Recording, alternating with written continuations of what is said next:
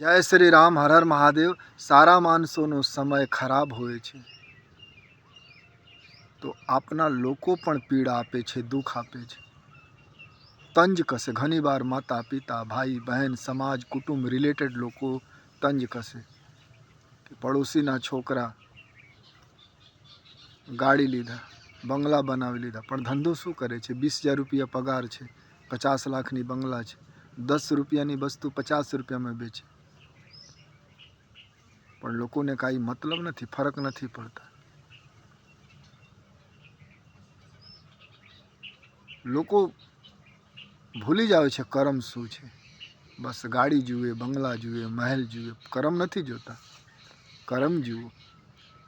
Cricket મેચમાં કોઈ 400 run બનાવે અને કોઈ 401 રન બનાવે, તો 400 રન બનાવવાવાળા પણ મહાન છે, આ 401 રન બનાવવાવાળા વિજેતા છે.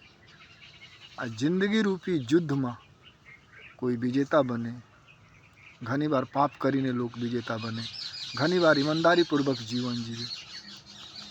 કારણ થોડા સમય માટે ધરતી ઉપર દરેક મનુષ્ય ટુરિસ્ટ રૂપમાં આવેલા છે. શું પાપ કરવાનું, ખોટા કરવાનું કોઈ માટે? ઘણા લોકો બોલે ફલના સાધુ પાસે આશ્રમ છે. ભાઈ નસીબની વાત હોય, અને ઘણીવાર તો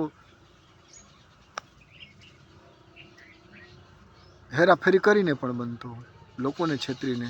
મારે પાપ નથી કરવું, દુનિયામાં બધાને પાપ નથી કરવું. આ મહેનતથી બની જાવ મકાન તો અલગ વાત છે,